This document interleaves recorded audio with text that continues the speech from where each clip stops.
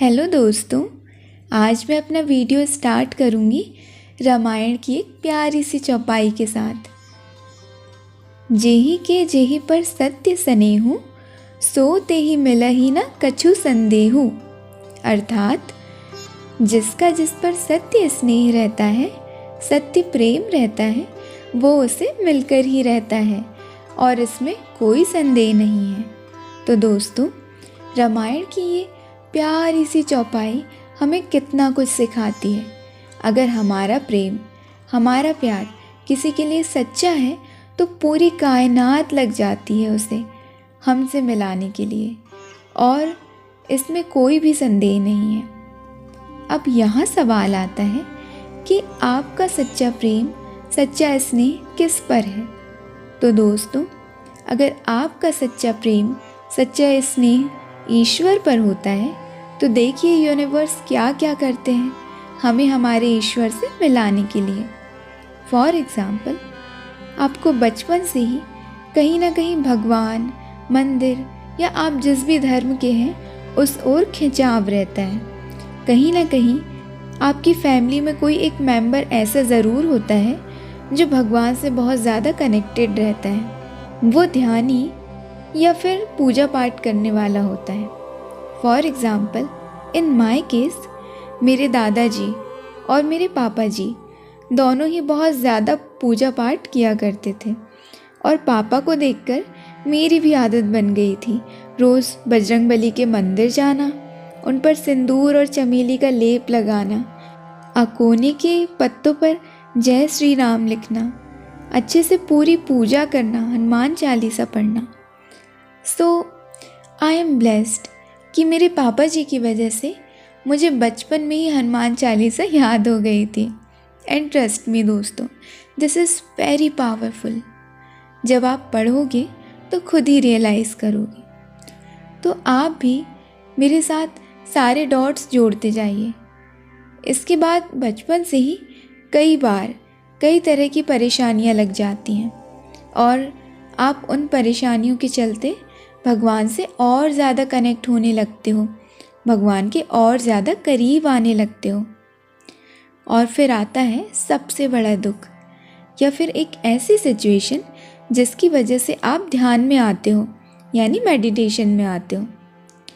जब मैं 9th-10th में थी तब मेरी लाइफ में एक ऐसा टाइम भी आया था जब मुझे लगता था कि लोग कैसे मेडिटेशन कर लेते हैं, मैं तो कभी नहीं करूँगी। लेकिन 12th की स्टार्टिंग से जब मुझे बहुत ज़्यादा पेन मिलने लगे, जब तरह तरह की बीमारियां मेरे अंदर आने लगी थी, तब उन सारे पेन, सफरिंग्स और बीमारियों की वजह से मैं भगवान से फिर डीपली कनेक्ट हुई थी। तो यहाँ मैं आपको ये समझाना चाहती हूँ कि दोस्तों, अगर आपको ध्यान यात्रा के लिए भगवान ने चुना है तो पेन, सफरिंग्स, बहुत सारी बीमारियाँ आ जाती हैं, और उनकी सबसे बड़ी वजह होती है हमारी अवेकनिंग, हमारी आत्मा का जागना। क्योंकि जब तक दर्द नहीं होता हम भगवान के पास जाते कहाँ हैं। लेकिन जब दर्द मिलता है तो हमारा अहंकार पिघलता है और हमारी आत्मा शुद्ध होती है, हमारी अवेकनिंग स्टार्ट होती है। इस भयानक दर्द के बाद ही हमारी आत्मा जागने लगती है। तो पेन्स, सफरिंग्स, इन सब का भी अपना ही अलग इम्पोर्टेंस होता है दोस्तों, क्योंकि जब तक अंधेरा नहीं आएगा तब तक हमें उजाले का महत्व कैसे पता चलेगा। अब जिस दिन आपको मेडिटेशन के बारे में पता चलता है, जिस दिन आपकी स्पिरिचुअल जर्नी या ट्विन फ्लेम जर्नी रिवील होती है, वो दिन आपकी लाइफ का एक सबसे बड़ा इवेंट होता है, क्योंकि वो एक ऐसा दिन होता है जहाँ आपको अपनी आत्मा की सच्चाई पता चलती है।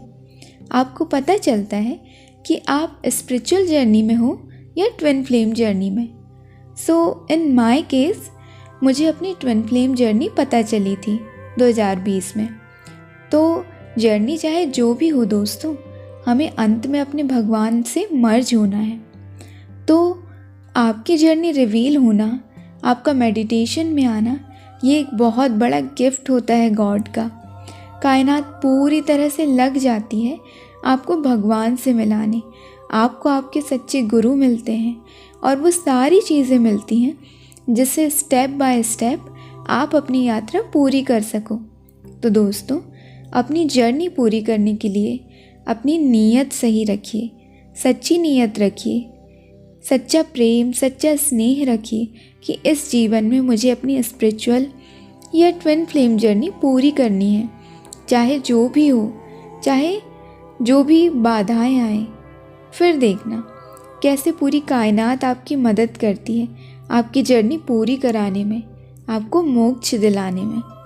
अगर आप ट्विन फ्लेम जर्नी में हो और अगर आपकी नीयत सच्ची है भगवान के लिए, इस जर्नी के लिए, मदर अर्थ के लिए, अगर आपकी नीयत सच्ची है कि आप मानवता और ईश्वर के लिए काम करोगे, तो यूनियन तो होना ही है, 1000% यूनियन होना है।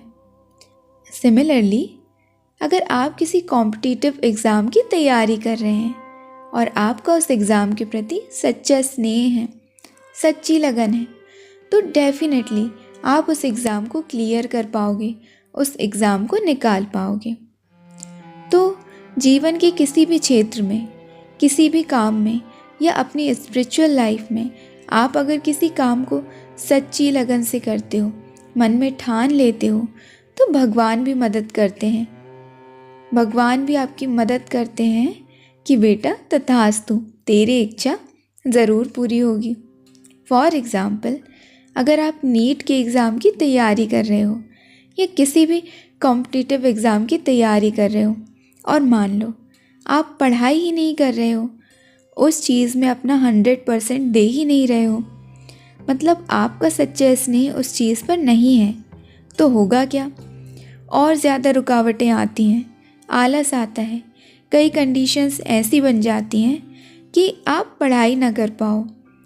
लेकिन अगर आपका सच्चा स्नेह है, सच्ची प्रीत है उस चीज़ पर कि यार इस बार तो मुझे नीट का एग्ज़ाम निकालना ही है, चाहे जो हो जाए, तो होता क्या है, चाहे जो भी रुकावटें आए, चाहे जो भी बाधाएं आए, आप तब भी टाइम निकाल कर स्टडी करते हो।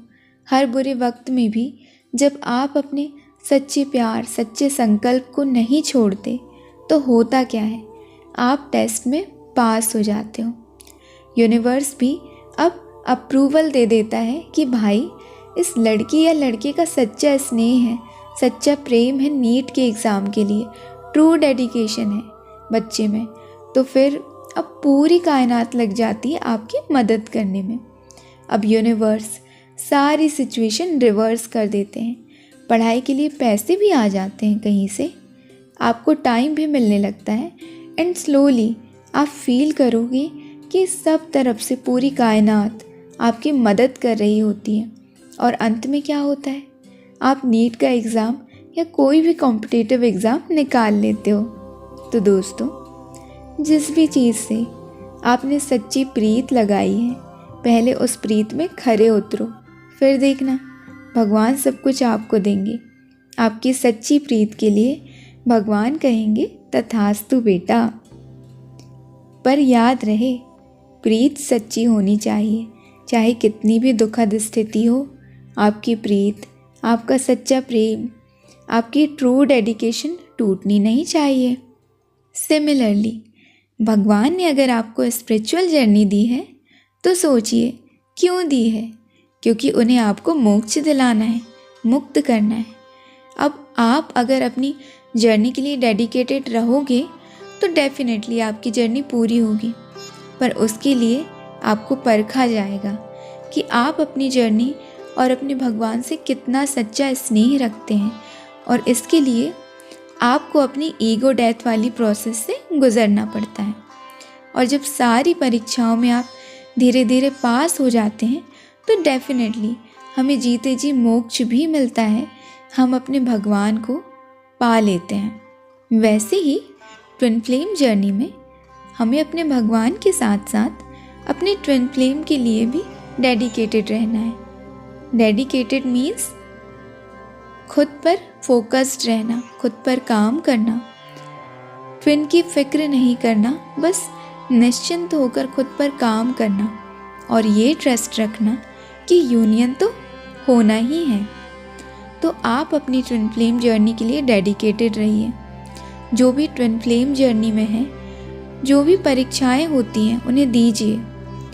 ट्विन फ्लेम्स को हर पल ही परखा जाता है, उनके टेस्ट लिए जाते हैं। सो ओवरऑल मैं ये कहना चाहूँगी कि चाहे जितने भी ऑब्स्टिकल आएँ, चाहे कुछ भी हो, अपनी जर्नी, अपने भगवान के प्रति सच्चा स्नेह रखिए, सच्ची नीयत रखिए। मदर अर्थ और ह्यूमैनिटी को सर्व करने की सच्ची नीयत रखिए। फिर देखना, यूनियन तो होना ही है और इस बात में कोई संदेह नहीं है। तो दोस्तों, मैं एक बार फिर कहूँगी कि जेहि के जेहि पर सत्य सनेहु, सो तेहि मिलहि न कछु संदेहु। आई होप आपको समझ आया होगा कि मैं आपको क्या कहना चाह रही हूँ, क्या समझाना चाह रही हूँ। तो दोस्तों, जय सिया राम, जय बजरंगबली। ध्यान करते रहिए, खुश रहिए।